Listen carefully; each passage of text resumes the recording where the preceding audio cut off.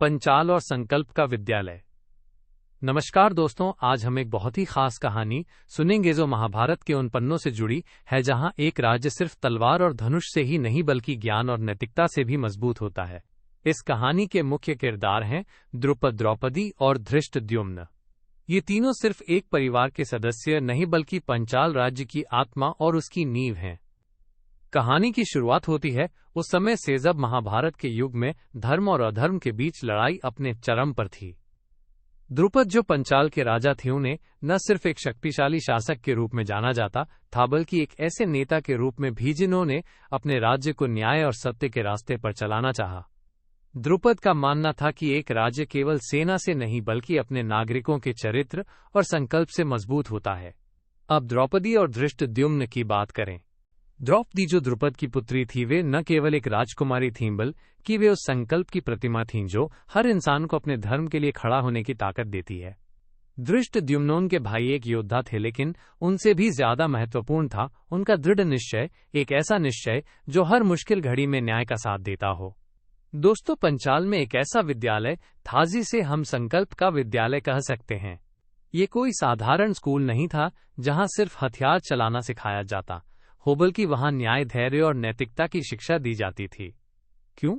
क्योंकि द्रुपद समझते थे कि सिर्फ तलवार से लड़ाई जीतना आसान है, लेकिन सही और गलत को पहचानना और उसके लिए खड़ा होना असली वीरता है।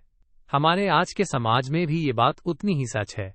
जैसे हम स्कूल में गणित विज्ञान पढ़ते हैं, वैसे ही हमारे दिल और दिमाग को भी ऐसे संस्कारों से भरना जरूरी है जो हमें सही फैसले लेने की हिम्मत दें। पंचाल का यह विद्यालय इसी बात का उदाहरण था। यहाँ बच्चे और युवा न केवल युद्ध कौशल सीखते बल्कि सही और गलत के बीच फर्क करना भी सीखते। मित्रों, सोचिए, अगर हर समुदाय अपने बच्चों को ऐसे संस्कार दे तो न केवल समाज में शांति बनी रहेगी बल्कि हर व्यक्ति अपने कर्तव्यों के प्रति जागरूक होगा। द्रुपद ने अपने राज्य को इसलिए खास बनाया क्योंकि उन्होंने ये समझा कि संकल्प ही सबसे बड़ी शक्ति है। एक बार की बात है जब धृष्टद्युम्न ने अपने साथियों को समझाया, जब हम लड़ते हैं तो हमें सिर्फ जीत की इच्छा नहीं रखनी चाहिए बल्कि ये सोचनी चाहिए कि हमारी लड़ाई न्याय के लिए है। तभी हमारा संकल्प मजबूत होगा और हम कभी हारेंगे नहीं। यही बात आज भी हमें याद रखनी चाहिए।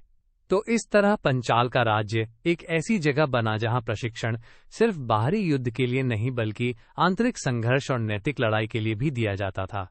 द्रुपद, द्रौपदी और धृष्टद्युम्न ने मिलकर एक ऐसा समाज बनाया जो दृढ़ संकल्प, न्याय और चरित्र की ताकत से परिपूर्ण था।